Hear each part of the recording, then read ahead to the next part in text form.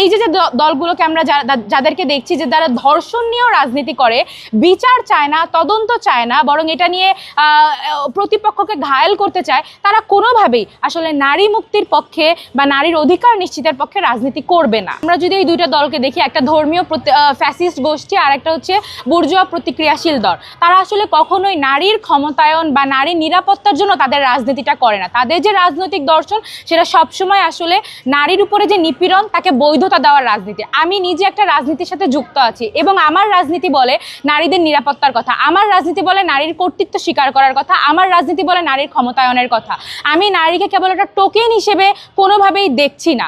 কিন্তু এই যে দলগুলো যারা আসলে এই ইস্যুগুলোকে সামনে এনে রাজনীতিটা করতে চায়, তারা কখনো নারীর নিরাপত্তা নিশ্চিত করার জন্য বা নারীর ক্ষমতায়নের জন্য রাজনীতিটা করে না। সেটার প্রমাণ কিন্তু গতকালই। এবং ধরেন কেন বারবার ফেসবুকে একটা মব ট্রায়াল বা ফেসবুকে কেন আমাদের আদালত নিয়ে বসাতে হচ্ছে, তার মূল কারণ হচ্ছে বাংলাদেশের জনগণ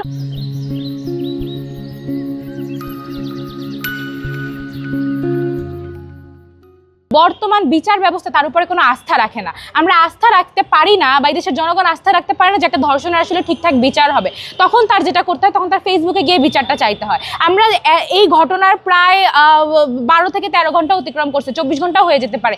এখন পর্যন্ত কেন হাতিয়ার যে নিয়োজিত আইন শৃঙ্খলা বাহিনী তারা একটা প্রেস ব্রিফিং করলো না? কেন আসলে আরও গুজব রটাতে দিচ্ছে বা কেন এটাকে নিয়ে রাজনীতি করার সুযোগ করে দিচ্ছে? কারণ তারা হতো এই সিস্টেমের পার্ট।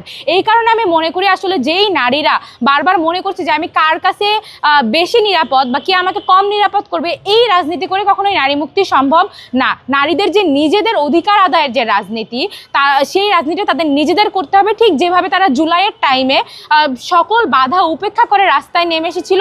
এই একই কাজ করার মাধ্যমেই তা আমাদের অর্জন করা সম্ভব। এই যে দলগুলোকে আমরা যাদেরকে দেখছি যে যারা ধর্ষণ নিয়েও রাজনীতি করে, বিচার চায় না, তদন্ত চায় না, বরং এটা নিয়ে প্রতিপক্ষকে ঘায়েল করতে চায়, তারা কোনোভাবেই আসলে নারী মুক্তির পক্ষে বা নারীর অধিকার নিশ্চিতের পক্ষে রাজনীতি করবে না।